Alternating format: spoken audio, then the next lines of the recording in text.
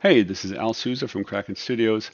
This is going to be a video on general design and play strategy. It is not a tutorial on how the game works. This is to give you an idea of what to do in the game when you start off, because there's a lot to do over here. The different portions are military, hero, research, and buildings, districts that you can do. And the game is won by victory points. And so the things that you do within the game get you to achieve victory points. So there's multiple paths that you can take. There's no real single way that you can do it just all alone. And stability is the main driver of what generates you victory points every turn. You notice that some of the counters have changed from the other videos because I wanted to show you something. I have a new artist that's working for me.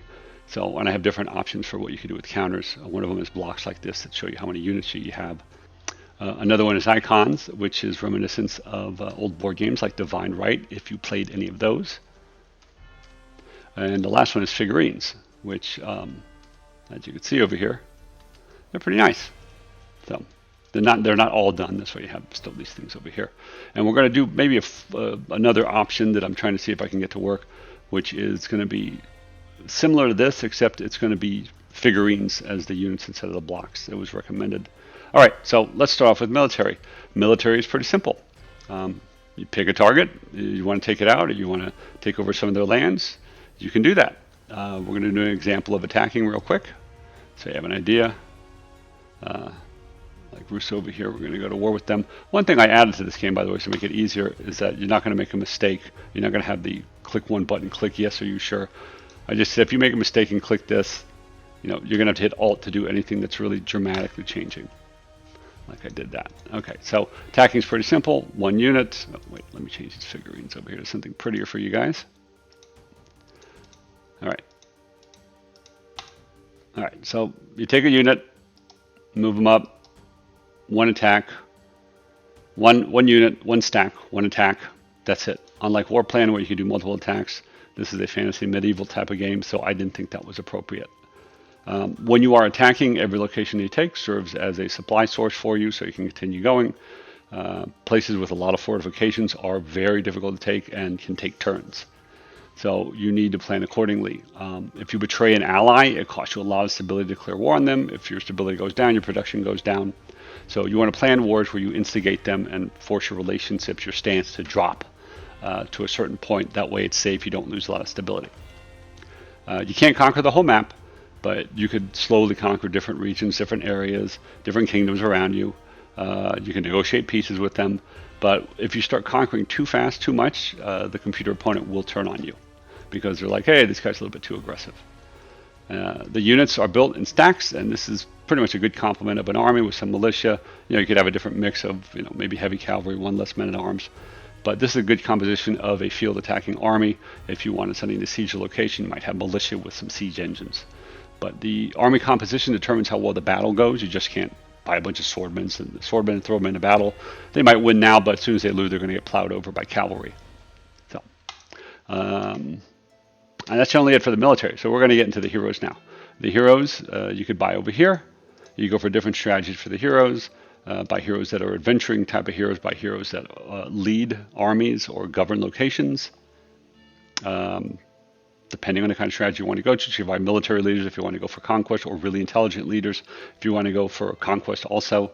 You buy administrators, creatives, miners, farmers if you want to place a lot of leaders in cities and go that route. You have a limited number of leaders. The max you could have in the game is 24, but you can increase this number by building certain kinds of buildings. Now, the other fun part of the game, this is the other half, are the adventure parts. So let's see here. So how you do adventures, like you want to get always a group of 6. And once you start it, you're going to gather rumors, and I'm going to show little flags like this. Now, these little flags, you could send a guy over. So gather rumors to get it. But once you get there, it's going to be explore rumors. And a lot of times you're going to get a false rumor. But some of the times you're going to get an adventure pop up. I'll tell you the strength of it. Low, medium, high, extreme. Extreme has the artifacts, by the way. So once you get there, you can enter the adventure, and it's just like an adventure. The adventures have keys. Some of them have keys that you have to all attain to get to the leader's room. Leader's room is where basically the highest amount of XP value is and the toughest creatures. If you defeat them, A little bit less than half the time, you're going to get a magic item to add to your guy. Magic items go up in the difficulty of the adventures. This image over here is the image of the entrance, but what I'm looking to do is add images for every single room, which are going to look really great. So, and you move about here, and you encounter creatures. Each of your heroes have different options they could do: attack magically, attack with melee, counter spell, which lowers the chance of an enemy magician like doing something to you, enemy mage doing something to you, or you try to use a spell to hex an enemy. Augment your defenses up here. These are all enchantments and defenses. This is basically, you have to look at your enemies, figure out the type that they are. There's a lot of mages, a lot of warriors, and how to best defend and protect your heroes, and you fight on. I don't know if I mentioned before, but there are also traps in this that can kill you.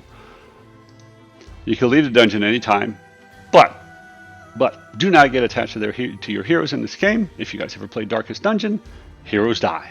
They die in adventures. They die in military combat. They die through assassination. Evil kingdoms can go on a mission and try to assassinate an admin of a location. There's even a specialty for assassin to kill enemy leaders that increases your chance of killing them for units. Yes, these are specialties just like in Warplan. So adventuring is half the fun. Going on missions is half the fun. That's one of the great parts of the game. So the next thing you could do, next approach you could do is doing by buildings, okay? So you could build up your thing, go for the late game, lots of resources, build this massive army that just go out in the world. Building fortifications is very important in the game. It allows you to defend from attacks, prevent enemies from taking over your locations, and the stronger your location is with fortifications, the more casualties they're going to take trying to take you out. So even a 5 is pretty tough, and then there's an artifact that can increase it even more.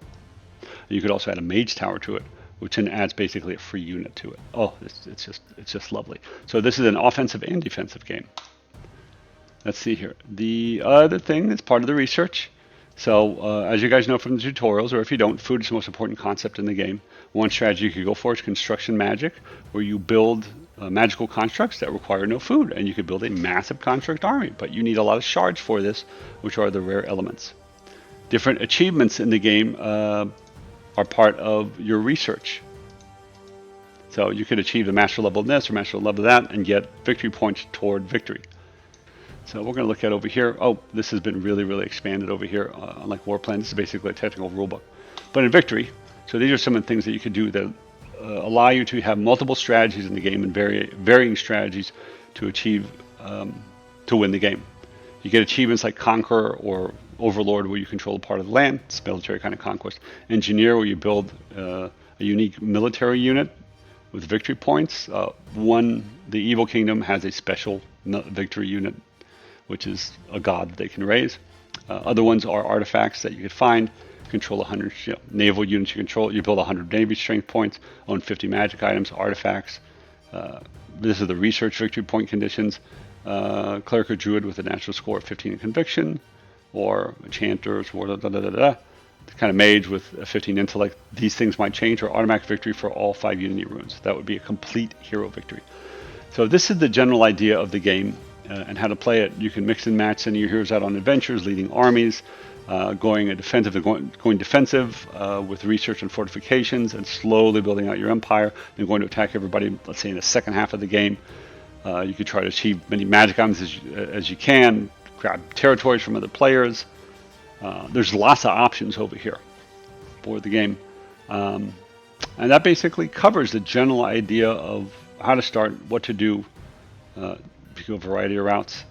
And the beta testers so far are liking it. They're liking it more and more. Their input has been invaluable to creating extra things for the game. I made the new engine very flexible so I could add more stuff to it. And like some of the features in the adventures, it was their recommendations to add. So I hope you enjoyed this video and have a great week.